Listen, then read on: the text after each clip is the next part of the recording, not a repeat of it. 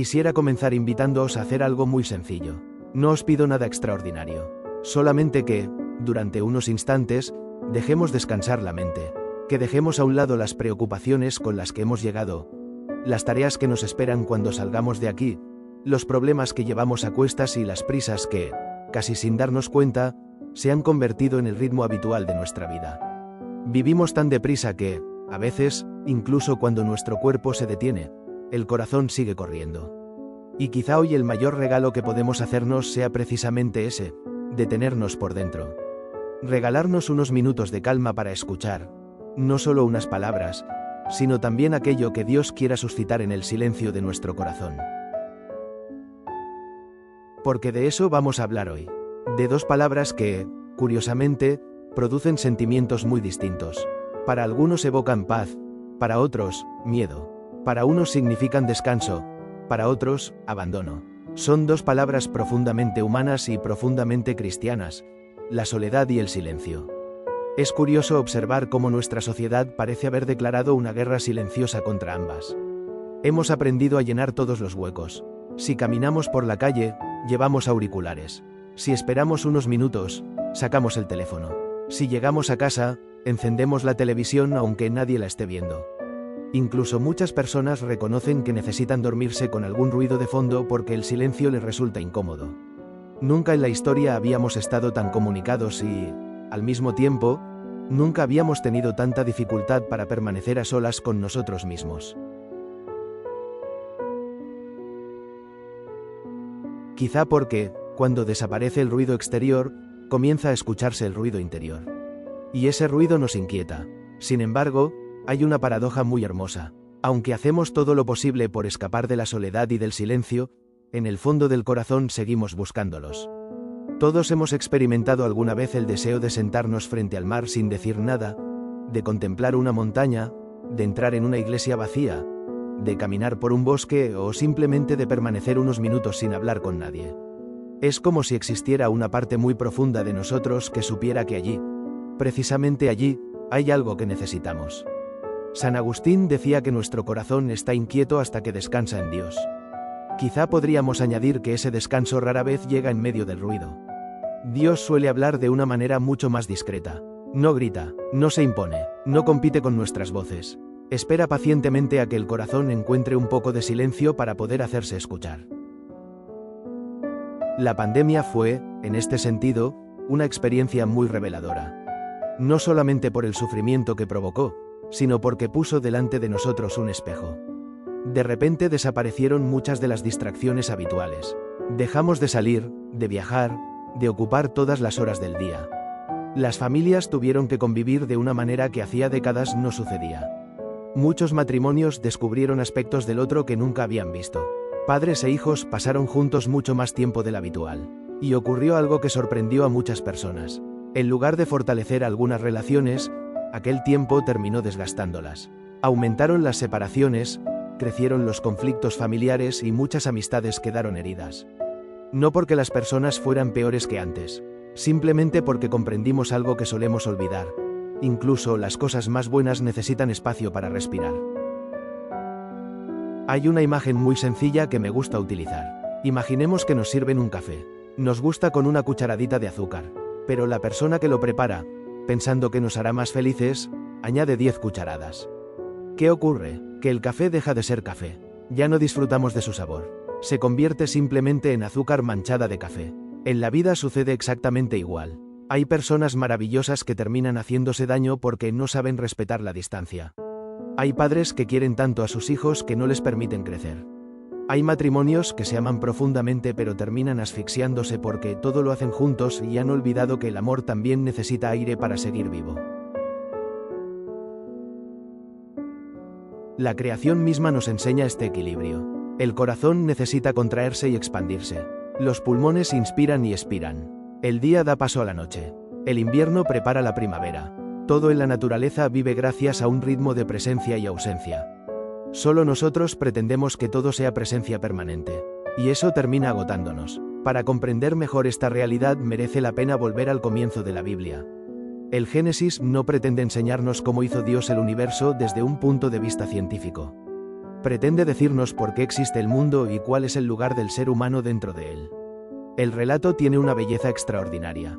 Dios va creando la luz, las aguas, la tierra firme, las plantas, los animales, las estrellas. Y después de cada jornada aparece una frase que se repite como un estribillo. Y vio Dios que era bueno. Todo parece perfecto. Hasta que sucede algo inesperado. Dios contempla al hombre y pronuncia las primeras palabras negativas de toda la escritura. No es bueno que el hombre esté solo. Es una frase que siempre me impresiona, porque aparece cuando todavía no existe el pecado. Todavía no ha ocurrido ninguna desobediencia. El mundo es plenamente bueno. Y, sin embargo, hay algo que no está completo. El hombre solo. ¿Por qué? Porque hemos sido creados para la comunión. Cuando afirmamos que somos imagen y semejanza de Dios solemos pensar enseguida en la inteligencia o en la libertad. Pero quizá el rasgo más profundo de esa semejanza sea otro: la capacidad de amar. Nuestro Dios no es una soledad infinita. Nuestro Dios es comunión. Padre, Hijo y Espíritu Santo viven en un intercambio eterno de amor. Dios es relación, y precisamente porque hemos sido creados a su imagen, nosotros solo alcanzamos nuestra plenitud cuando aprendemos a vivir en relación con los demás. Todos podemos recordar personas que han cambiado nuestra vida. A veces basta un profesor que creyó en nosotros cuando nadie lo hacía. Un amigo que apareció en el momento oportuno. Un abuelo, una madre, un sacerdote, un catequista. Personas que quizá nunca hicieron cosas extraordinarias, pero cuya presencia se convirtió en una bendición. Uno deja de saber quién es sin el otro. Necesita continuamente aprobación. No soporta la distancia. Tiene miedo al silencio. Y poco a poco deja de vivir. Por eso hay personas que, objetivamente, nunca están solas y, sin embargo, nunca han llegado a encontrarse consigo mismas. Viven pendientes de la mirada ajena. Necesitan que alguien confirme continuamente su valor. Y esa dependencia termina destruyendo aquello mismo que pretendía proteger. El amor no crece en la dependencia, crece en la libertad. Y aquí aparece la verdadera misión de la soledad. La soledad sana no es lo contrario del amor. Es una escuela para aprender a amar mejor. La soledad no rompe la relación, la purifica. Es una especie de ayuno del otro. Igual que ayunamos de comida para descubrir que no vivimos solo del pan, también necesitamos ayunar de la presencia constante de quienes queremos para recordar que nuestra identidad no depende únicamente de ellos. Pensemos en un niño pequeño. Durante los primeros meses de vida necesita continuamente los brazos de sus padres. Pero llega un momento en que esos mismos padres, precisamente porque aman a su hijo, lo dejan en el suelo para que dé sus primeros pasos. Para el niño aquello puede parecer un abandono. Sin embargo, es exactamente lo contrario. Es un acto de confianza. Es una forma de decirle: creo que puedes caminar. Quizá todos recordamos alguna experiencia semejante. El primer día de colegio. El primer viaje solos. La primera vez que tuvimos que tomar una decisión importante sin que nadie pudiera decidir por nosotros. Todas esas pequeñas soledades nos hicieron crecer. Sin ellas seguiríamos siendo niños. Por eso resulta tan hermoso descubrir que Jesús mismo vivía así. Los evangelios presentan continuamente dos movimientos en su vida. Sale al encuentro de la gente, y después se retira. Abraza a las multitudes, y luego busca el monte. Cura enfermos, y de madrugada desaparece para orar en soledad. Nunca permitió que la actividad sustituyera al encuentro con el Padre. Sabía que nadie puede dar aquello que antes no ha recibido. Sabía que el corazón necesita volver una y otra vez a la fuente. Y quizá ahí encontremos una de las grandes enseñanzas para nuestra vida. Muchas veces pensamos que retirarnos unos minutos para rezar es perder el tiempo. Pero sucede exactamente lo contrario. Es el tiempo que devuelve sentido a todo lo demás. Jesús no huía de las personas cuando buscaba el desierto. Volvía a ellas con un corazón renovado. Tal vez nosotros también necesitamos aprender ese movimiento. Alejarnos durante un momento para poder regresar con una mirada más limpia, con menos ansiedad, con menos necesidad de controlar la vida y con una mayor capacidad de amar gratuitamente. Porque la verdadera soledad nunca termina en nosotros mismos. Siempre termina abriéndonos de nuevo al encuentro con Dios y con los hermanos. Y junto a la soledad aparece una segunda realidad inseparable de ella: el silencio. Si la soledad es el espacio, el silencio es el clima. Podríamos estar solos y, sin embargo, continuar rodeados de un inmenso ruido interior. Del mismo modo, podemos encontrarnos en medio de una multitud y experimentar un silencio profundo que nos permite estar plenamente presentes.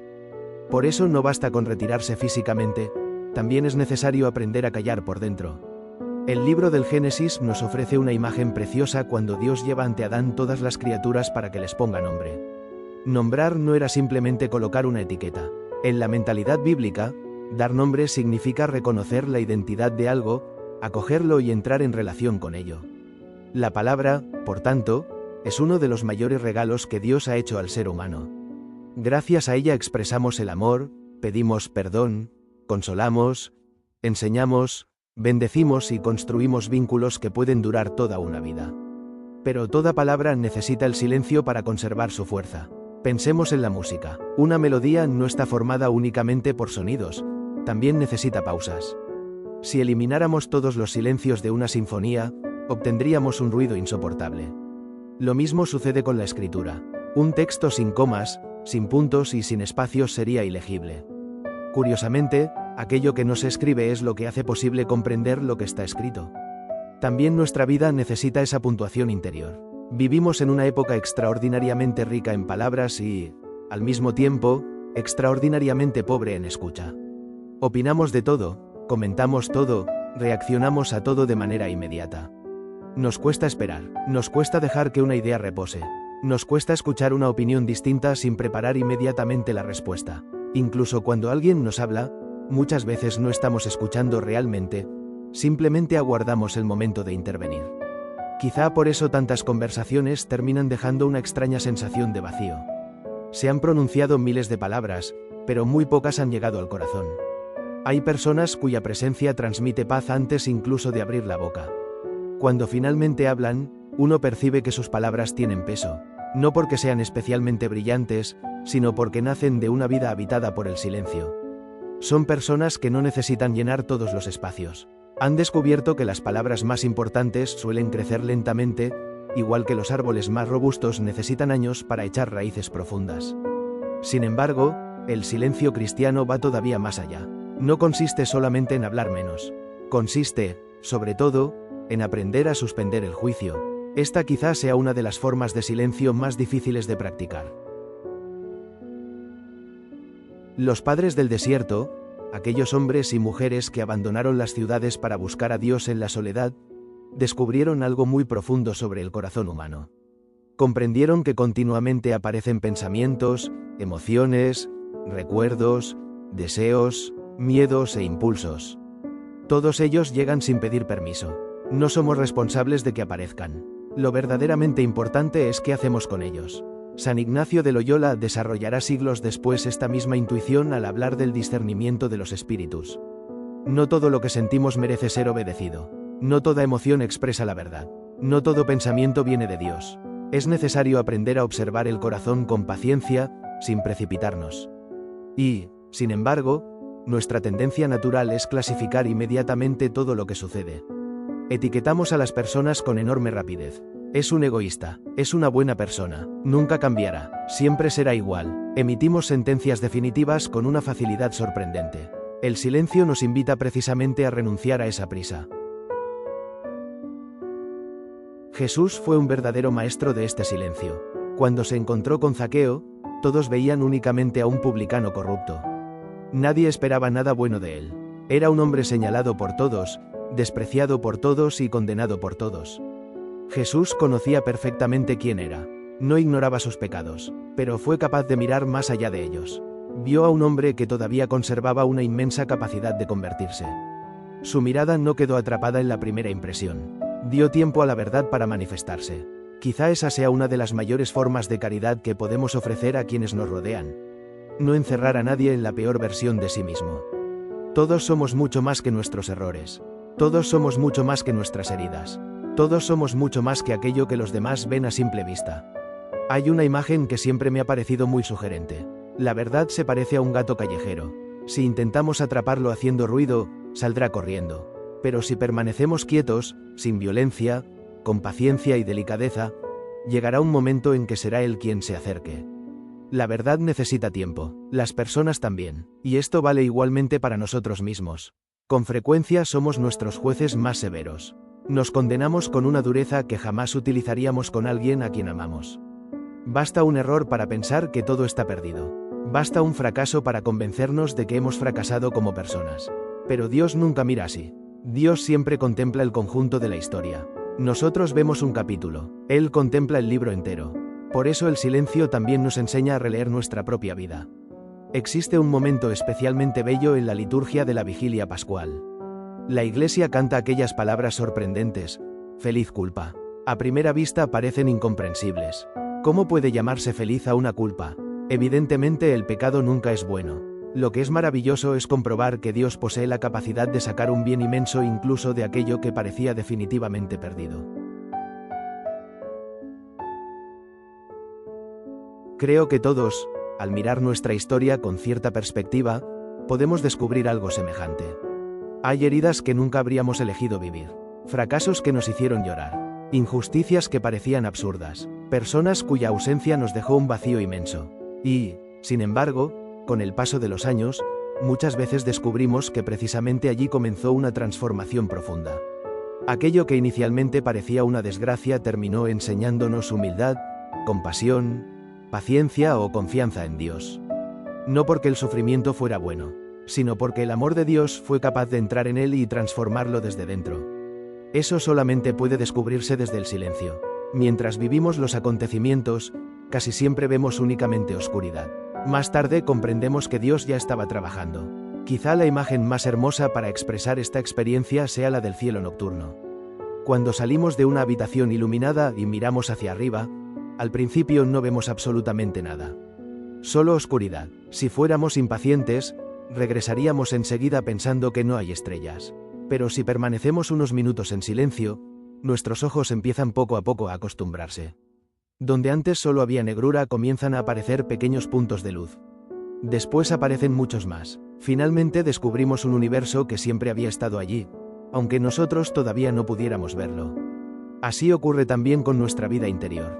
Muchos tienen miedo de entrar dentro de sí mismos porque piensan que únicamente encontrarán heridas, culpas y recuerdos dolorosos. Y es verdad que al principio aparecen. No podemos negarlo. En nuestro interior resuena, en primer lugar, la voz de nuestra historia. Es la voz de la infancia, de los afectos recibidos o negados, de las palabras que nos levantaron y de aquellas otras que nos hirieron profundamente. Todos llevamos esa voz dentro. Después suele aparecer otra voz más oscura. Es la voz de la acusación. La voz que insiste en que no somos suficientes. La que alimenta la culpa estéril. La que nos encierra en el miedo y en la desesperanza. El Evangelio la llama el acusador porque siempre conduce al desaliento, nunca a la esperanza. Pero quien persevera en el silencio termina descubriendo una tercera voz. Es una voz muy distinta. No grita, no humilla, no obliga, no amenaza. Habla con una delicadeza inmensa. Es la voz del Espíritu Santo.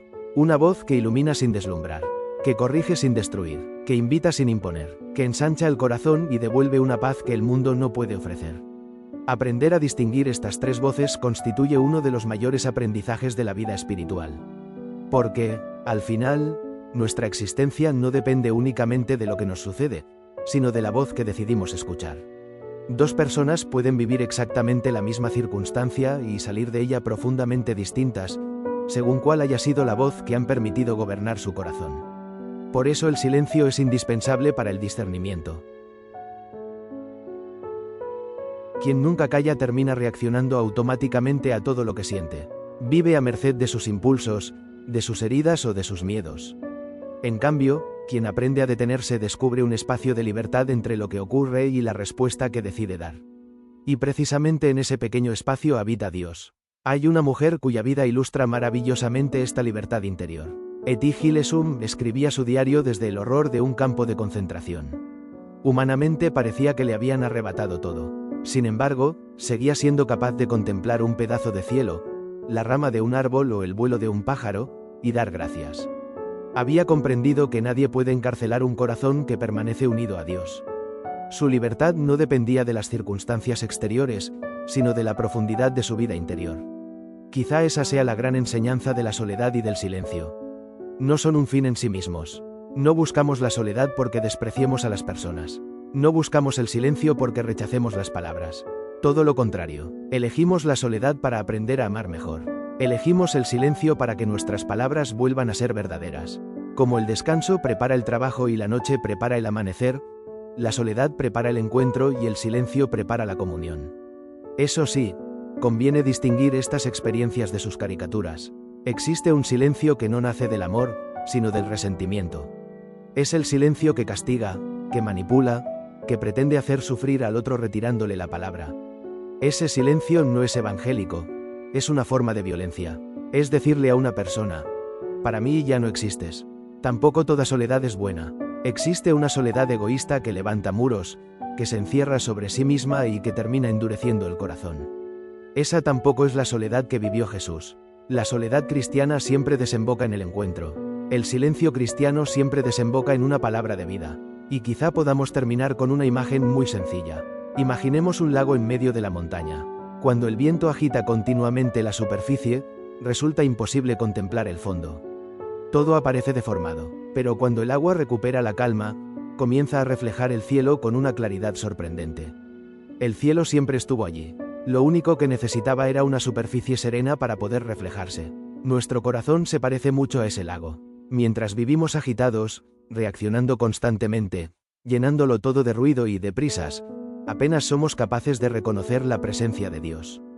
Pero cuando la soledad y el silencio van serenando poco a poco nuestras aguas interiores, empezamos a descubrir que Dios nunca había dejado de estar allí.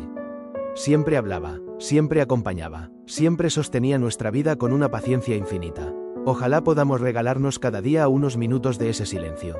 No para huir del mundo, sino para volver a él con un corazón más libre. No para aislarnos de los demás, sino para aprender a quererlos mejor.